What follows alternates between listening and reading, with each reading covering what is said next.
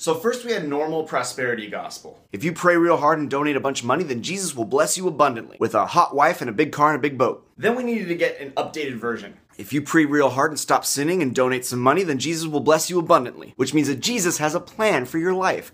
Now we finally landed on, if you pray and try not to sin, then Jesus will bless you abundantly with a perfectly scripted life that fulfills you in every possible way. I'm Steve the Missionary, and Jesus does not have a plan for your life.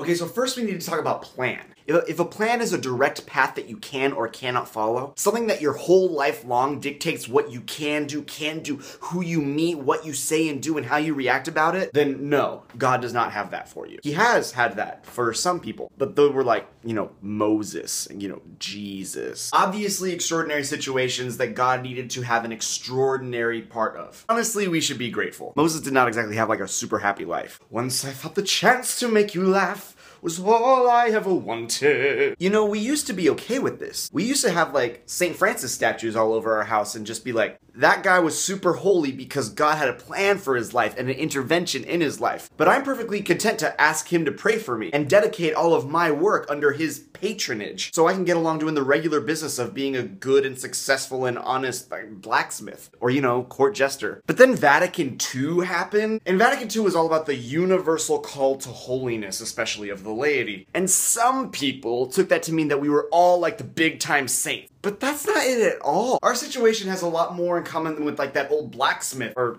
court jester than we think. A calling, a desire, a fascination for, an ultimate end goal. These are the things that Jesus has for you, along with, endless mercy and love. Constantly being drawn closer to God while being preoccupied with just the day-to-day work of everyday living. That's actually got a lot more in common with the Bible verse that we've been talking about. For I know well the plans that I have in mind for you, says the Lord, plans for your welfare, not for your woe, plans to give you a future full of hope. We get this Bible verse so wrong. Okay, so let me give you some context. I look super youth minister right now with my Bible and my mug. What happened was the Israelites had just gotten exiled to Babylon, which is kind of the worst thing since, sin. So this is God giving the Israelites instructions of what to do while they're in Babylon. So he starts out saying things like, build houses to dwell in, plant gardens, eat their fruits, take wives and beget sons and daughters, find wives for your sons and give your daughters husbands. And then he follows it up with, I know well the plans that I have made for you. He's saying that just because things are bad, just because you're in exile, just because so many have died, just because it's looking really grim right now, doesn't mean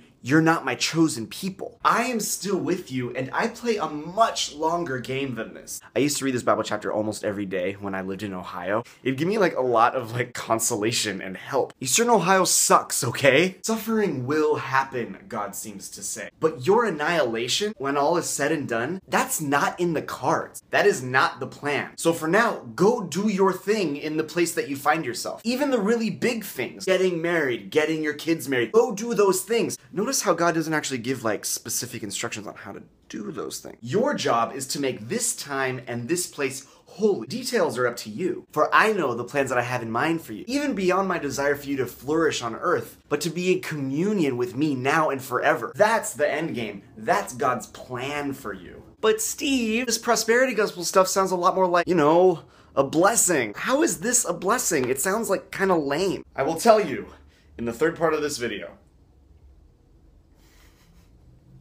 This video was supposed to be a one-part thing, and now it's so complicated. I'm sorry, guys. I'm real.